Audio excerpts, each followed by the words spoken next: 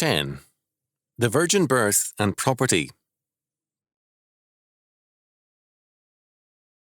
The strong vein of Manichaeanism in the Church has led it to disregard the material world for the world of the Spirit, or, in the case of the modernists, to choose the material order as against the spiritual.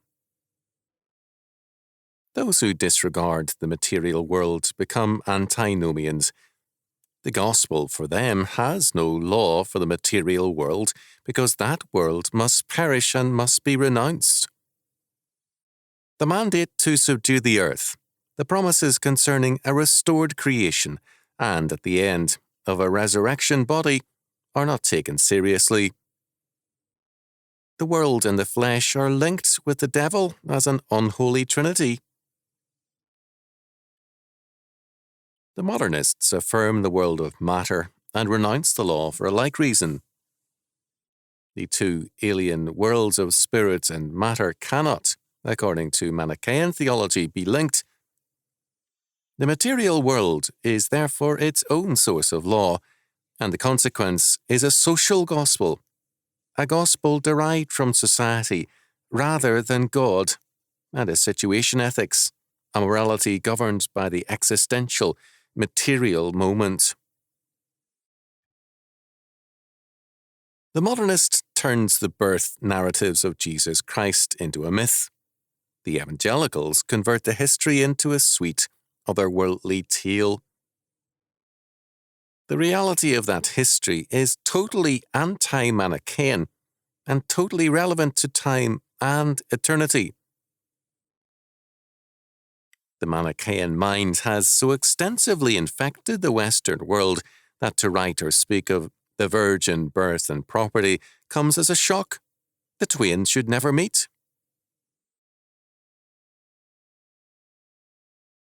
The Annunciation, Luke chapter 1 verses 26 to 38, declared that Jesus would be given the throne of his father David, and he shall reign over the house of Jacob forever, and of his kingdom there shall be no end. Luke chapter 1 verses 32 and 33. At this point, churchmen hasten to tell us that this throne and kingdom are spiritual and have no reference to this world, except insofar as men are saved and enter the ark of the church.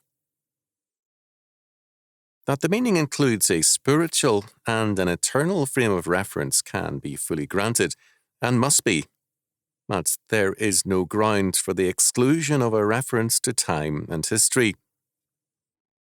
Plainly, Jesus Christ shall be Lord and Sovereign of the nations in terms of messianic prophecy. He comes to reclaim his realm, his property, as Sovereign Lord.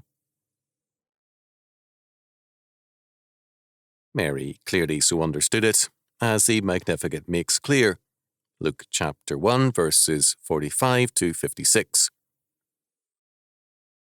The Magnificat is simply a joyful recital of Old Testament prophecies on the subject. It is, in fact, almost wholly made up of Old Testament quotations. The Virgin Mary celebrated the mighty reversal of things which in principle had already been accomplished by the entrance of God upon the course of history and in the life of mankind through the coming Messiah, her promised Son. This mighty reversal of things is the overturning of the dominion of sin over man in history. It is the mighty reordering of all things under the dominion of the King, Jesus the Messiah, because God's mercy is on them that fear him from generation to generation. Luke chapter 1 verse 50. He hath shown strength with his arm, he hath scattered the proud in the imagination of their hearts. He hath put down the mighty from their seats, and exalted them of low degree. He hath filled the hungry with good things, and the rich he hath sent empty away. He hath holpen his servant Israel, in remembrance of his mercy, as he spake to our fathers, to Abraham, and to his seed forever.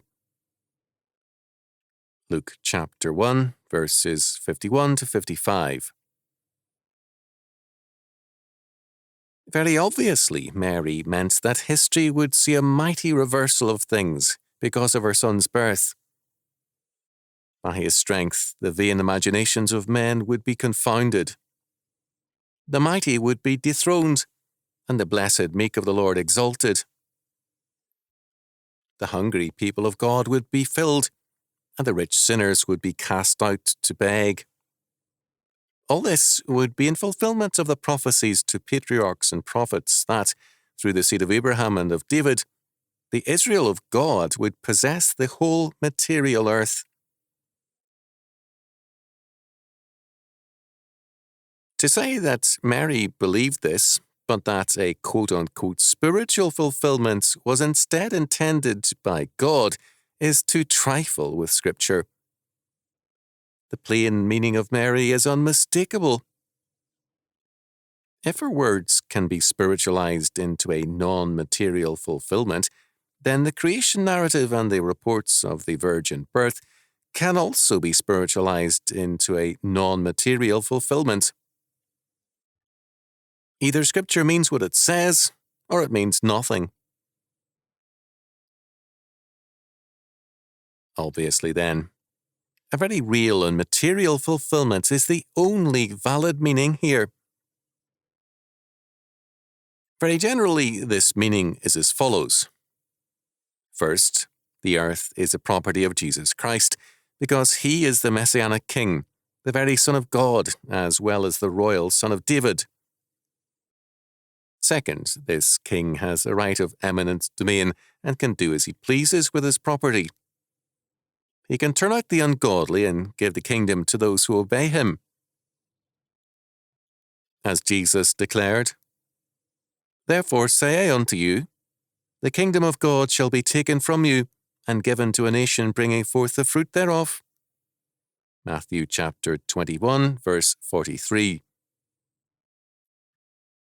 The purpose of his coming is to dispossess the present world leadership and to give his domain to his people. Third, this means that the people of God must expect his kingdom, enforce its laws, and be faithful to the creation mandate to subdue the earth and to exercise dominion over it. Genesis chapter 1, verses 26 to 28. Fourth, through the Messiah, God will dethrone all enemies. This plainly means total victory. The Magnificat clearly prophesies the total victory of Jesus Christ and the uprooting of the kingdom of man. The ungodly will be openly confounded and turned out, and the people of God equally openly brought to power and victory. Israel, the covenant people of God, shall be established in full power. It will not do to say, as did Lenski, "And Mary said," hints at no divine inspiration.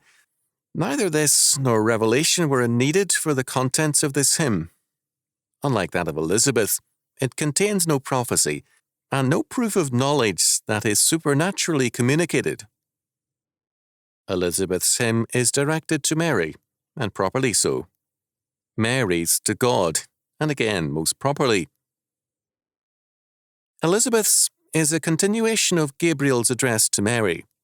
Mary's a continuation and an expression of her brief reply to Gabriel. While Mary's is most beautiful in phrase and form, it is on a lower level than Elizabeth's.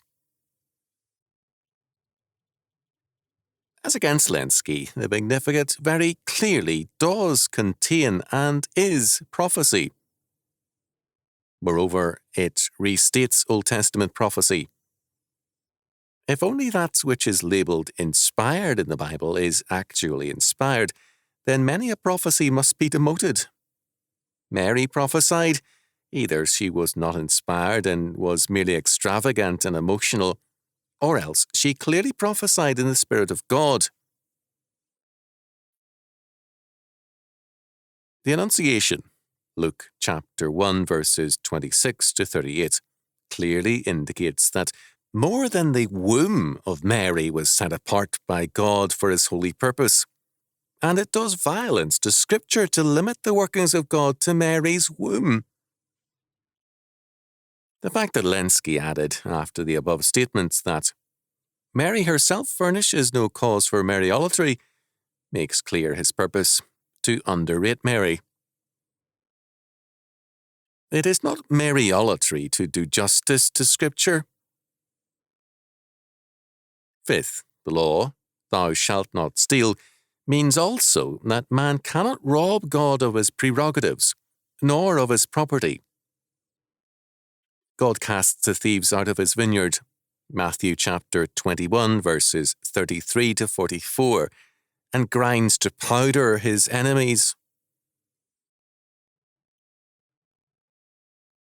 The virgin birth, therefore, is the confirmation of God's law and an emphatic assertion of God's property rights over man and the earth.